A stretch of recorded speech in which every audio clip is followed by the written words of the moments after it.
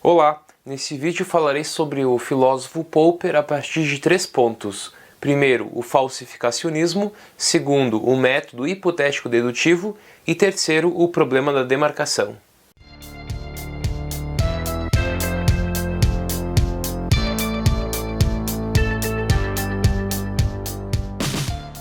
Começamos falando sobre o falsificacionismo. Segundo esse paradigma epistemológico, somente a falsidade de uma teoria pode ser provada e nunca a sua veracidade absoluta. Por quê? Porque não existe, segundo Popper, verdade absoluta, nem na ciência e nem em outros aspectos. Portanto, o único papel do cientista é buscar a falsidade das teorias, já que é impossível encontrar a veracidade absoluta delas. Assim, o cientista deve estar mais preocupado não com a justificação de sua teoria, mas com possíveis maneiras de refutá-la pela experiência. E se não podemos provar que uma teoria é verdadeira, podemos provar que ela é falsa. Quando a teoria resiste, ela passa a ser corroborada. Assim, a lei tem um caráter transitório, probabilístico, aproximativo e provisório.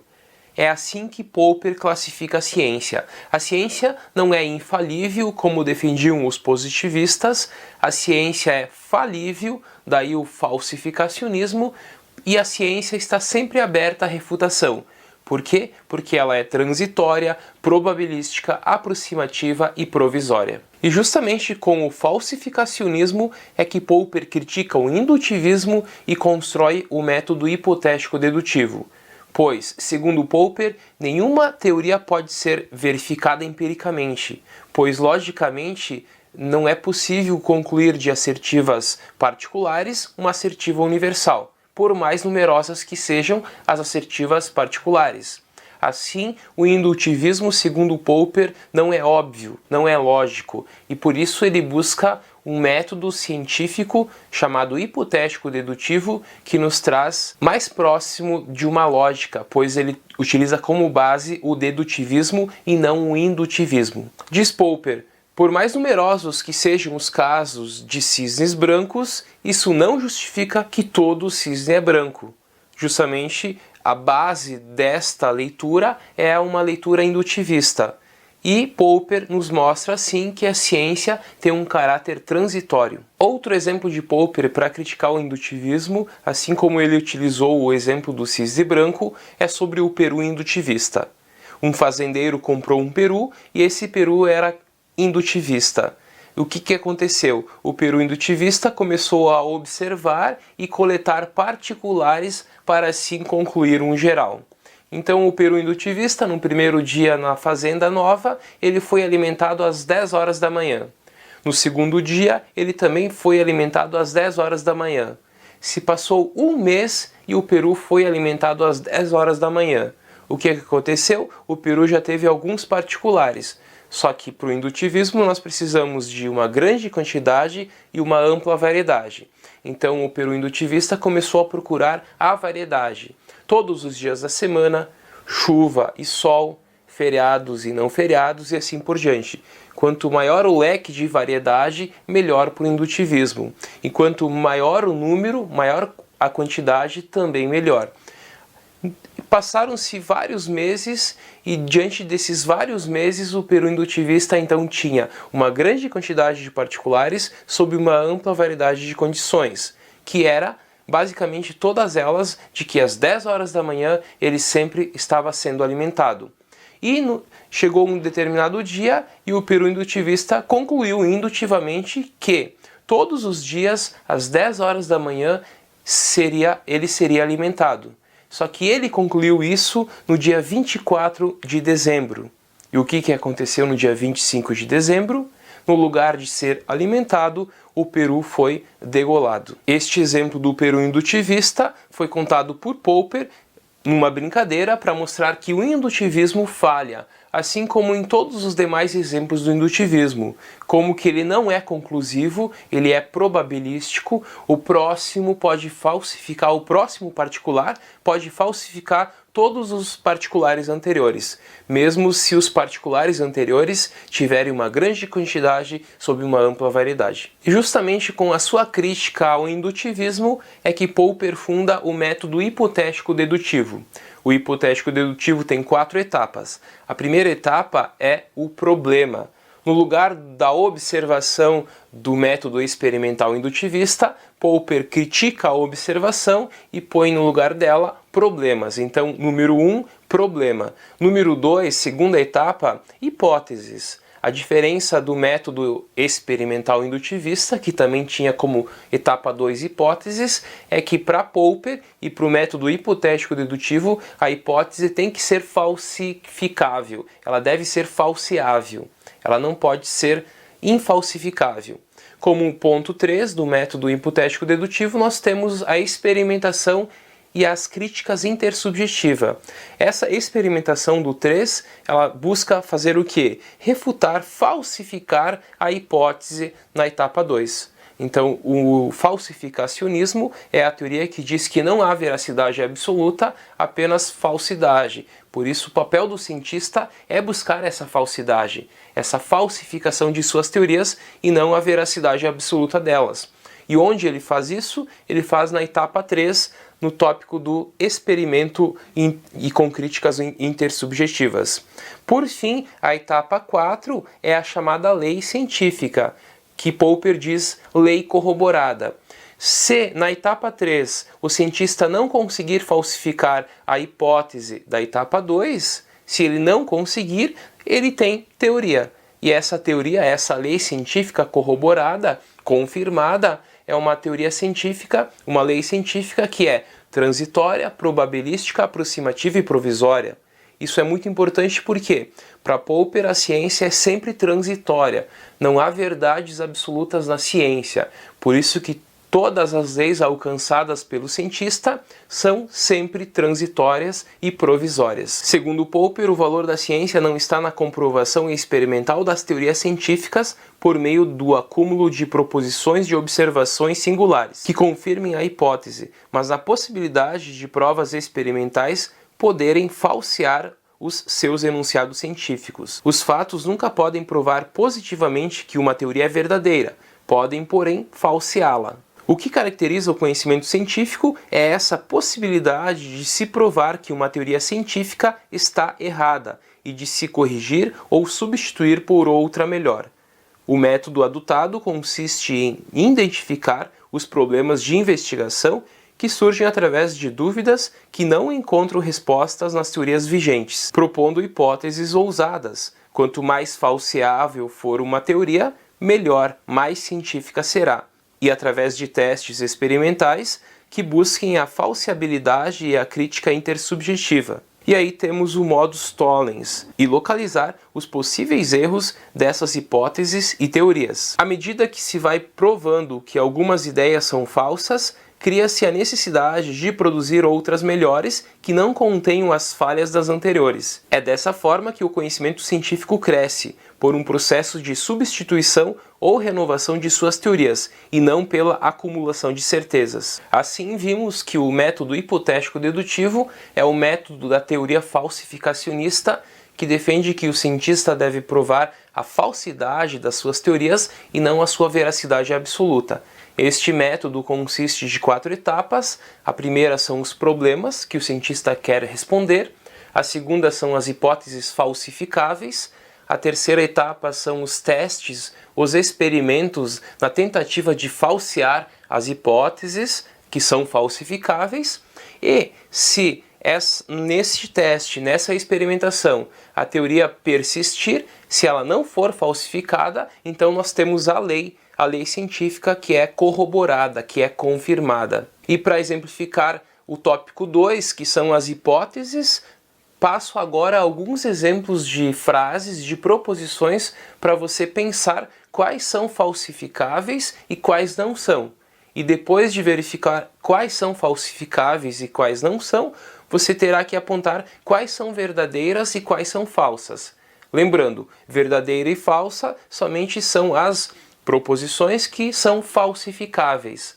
As proposições que não são falsificáveis não podem ser verdadeiras ou falsas. Sobre a letra A, nunca chove às quartas-feiras. Essa hipótese é falsificável e é falsa, pois podemos verificar na experiência, logo ela é falsificável por isso, e ao constatar verificamos claramente que ela é falsa. Letra B. Todas as substâncias se expandem quando aquecidas. Ela é falsificável e falsa. Letra C. Objetos pesados como um tijolo, quando liberados perto da superfície da Terra, caem diretamente para baixo se não forem impedidos.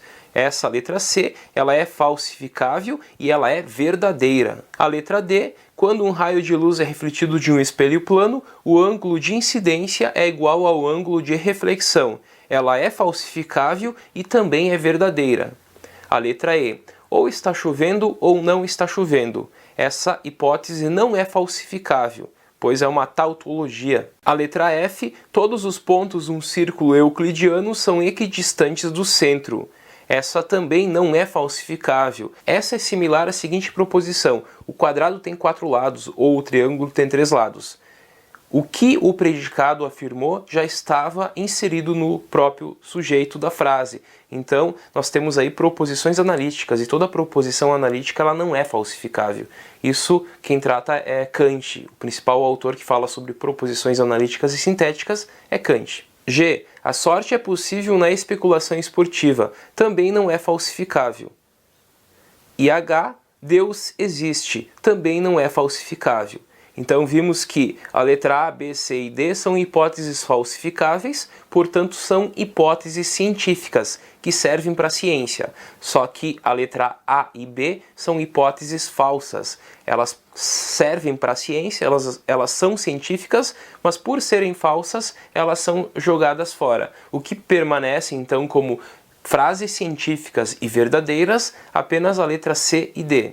Já a letra E, F, G e H, todas elas são não falsificáveis, portanto, elas não são científicas, elas não servem para a ciência, elas não são do conteúdo científico, segundo a teoria de Popper. Isso significa basicamente para mostrar que as hipóteses falsificáveis são científicas, as não falsificáveis não são científicas. Passamos ao exercício 2. Quanto mais falsificável o grau de falsificabilidade for uma teoria, melhor ela será. Quanto mais uma teoria afirma, mais oportunidade potencial haverá para mostrar que o mundo, de fato, não se comporta de maneira como mostrado pela teoria. Exemplo 1. Marte se move num elipse em torno do Sol. 2. Todos os planetas se movem em elipse em torno de seus sóis. Pergunto, qual, no exemplo do 1 e do 2, é a teoria mais falsificável e, portanto, mais científica? Por quê? Claro que a resposta é da teoria 2, da hipótese 2, porque há maior possibilidade aqui, na 2, de falsificar o que está sendo afirmado nesta hipótese, nesta proposição. Já na 1 nós temos apenas Marte, e na 2 nós temos todos os planetas. É muito mais fácil falsificar a 2 do que a 1. Por isso que a mais falsificável é a 2, e portanto também a mais científica. E o motivo disso é simplesmente que ciência é aquilo que é falsificável. Aquilo que não é falsificável não é científico. E para finalizar, falarei rapidamente agora sobre o problema da demarcação em Popper.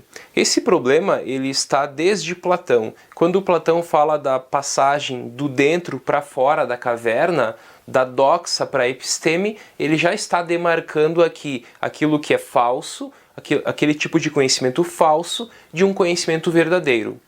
Popper também aborda este problema quando ele trata do problema da falseabilidade ou da falsificação das teorias.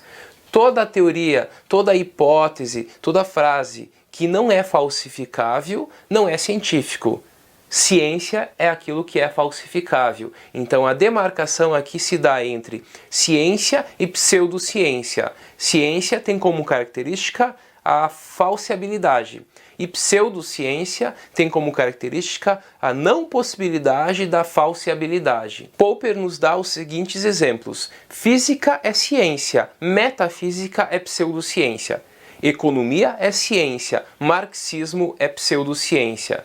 psiquiatria é ciência, psicanálise é pseudociência. E por fim, medicina é ciência e homeopatia é pseudociência. Em suma, tudo aquilo que ele classifica como ciência significa simplesmente que isso é falsificável.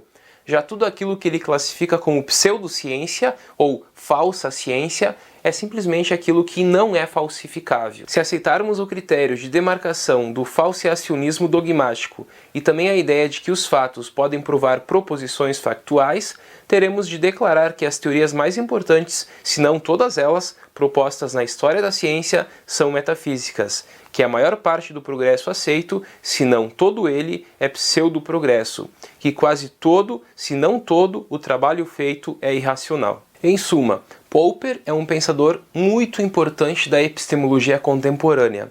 É um dos grandes críticos do positivismo e ele funda a teoria do falsificacionismo. O falsificacionismo, resumindo, é a ideia de que o cientista tem que buscar a falsidade das teorias científicas e não a veracidade absoluta delas. Por quê? Porque ciência é transitória, probabilística, aproximativa e provisória. Na ciência não há verdades dogmáticas, verdades atemporais, verdades eternas. Logo, o papel do cientista é pela via negativa, é pela via da falsificação.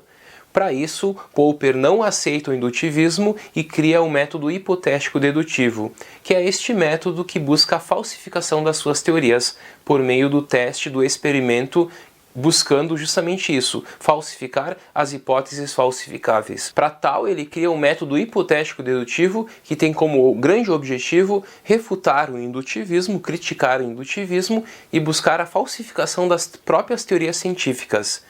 E, além disso, também ele demarca aquilo que é ciência daquilo que é pseudociência. Popper, com a sua teoria do falsificacionismo, com o seu método hipotético-dedutivo e com a sua demarcação daquilo que é ciência, da falsa ciência, da pseudociência, acaba fundando uma nova forma de pensar a ciência a partir do século XX. Não aceitamos mais a ideia da ciência dogmática, da ciência infalível, presente no pensamento positivista, e passamos a aceitar que a ciência tem um caráter transitório, probabilístico, aproximativo e provisório. A ciência, para o positivismo, era uma ciência dogmática, era uma ciência detentora de verdades, e o cientista tinha um poderio ilimitado. Popper nos diz que a ciência tem um caráter probabilístico, aproximativo, provisório e transitório. Assim, Popper está criticando aqui o dogmatismo na ciência e nos mostrando que na ciência não há verdades absolutas. A ciência é mais um tipo de conhecimento, um dos mais importantes, mas nela não encontramos as verdades absolutas, eternas e imutáveis, defendidas, por exemplo, pelo positivismo. Popper então nos mostra uma ciência mais crítica, mais aberta, no sentido de que tudo o que o cientista diz hoje pode ser refutado amanhã ou daqui 100 anos. Talvez nós achamos graça da ciência do século XV, ou mesmo achamos graça da ciência grega, mas provavelmente daqui 300, 200 anos eles também acharão graça da nossa ciência, pois muito que nós defendemos hoje provavelmente será então refutado, será falsificado pela ciência do futuro. Popper é um pensador extremamente importante e é ele o pai do falsificacionismo, a ideia de que o cientista deve buscar a falsificação de suas teorias e não a veracidade absoluta delas.